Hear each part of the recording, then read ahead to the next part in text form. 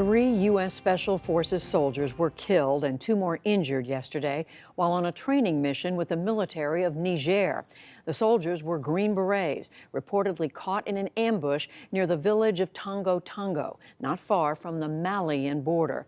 al-Qaida and Islamic State militants are active in that area. U.S. and French commandos have been training and in some cases fighting alongside local forces around the region.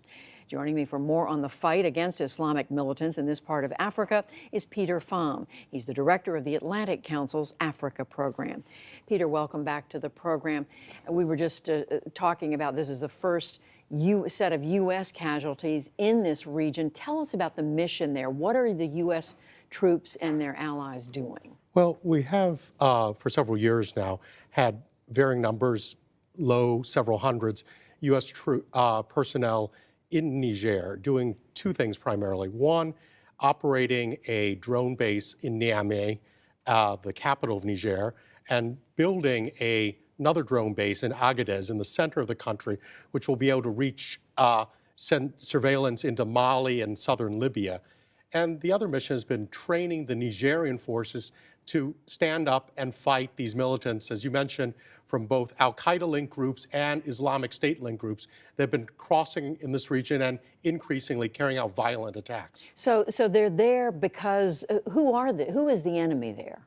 Well, they're a combination of various Islamist extremists, roughly in 2 broad coalitions. One that was announced just this past March that's calling itself the Group for the Support of Islam and Muslims, GSIM, in the region, which is made up of al-Qaida-linked groups, including those linked with ethnic Tuaregs, with ethnic Pul or Fulani, as well as former members of the Al-Mur Batun, which is Mokhtar al-Mokhtar's group, as well as members of al-Qaida in the Islamic Maghreb's Sahara Battalion. And on the other side, we have this group that's calling itself Islamic State Greater Sahara, which was approved last year by the so-called Caliph of the Islamic State. And you were just telling me that the more active these groups have become, these various Islamic groups and others have become, there's been more competition. There has been, each seeking to be the more lethal, the more dangerous, the one to join, to attract both recruits and resources.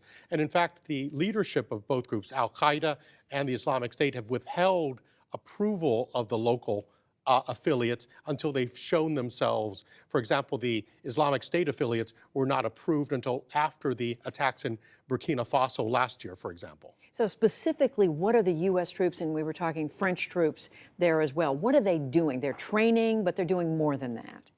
The primary mission is training. The Nigerian troops in Niger, and of course, the French have a large training and anti-terrorism mission across the region, but very active in Mali as well.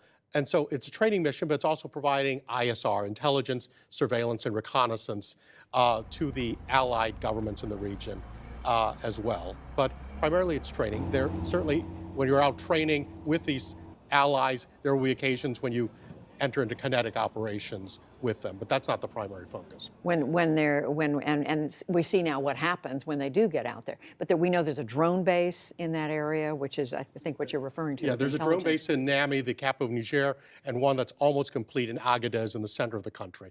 But in the training, they've built up, for example, a Nigerian unit, the BSR, the Security and Intelligence Battalion, which has become very, very effective. This was the unit that we understand was out there with the special operations forces that were attacked. Is this viewed as a successful mission, and is it believed that there are going to be more U.S. troops going there?